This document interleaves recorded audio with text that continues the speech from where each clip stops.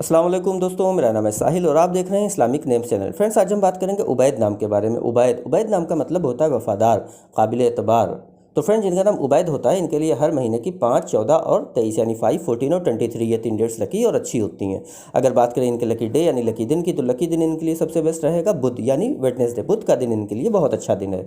अगर बात करें इनके लकी कलर की, तो लकी कलर में इनके लिए ग्रीन कलर यानी हरा कलर और वाइट यानी सफ़ेद कलर, ये 2 कलर इनके लिए अच्छे और सूटेबल कलर हैं।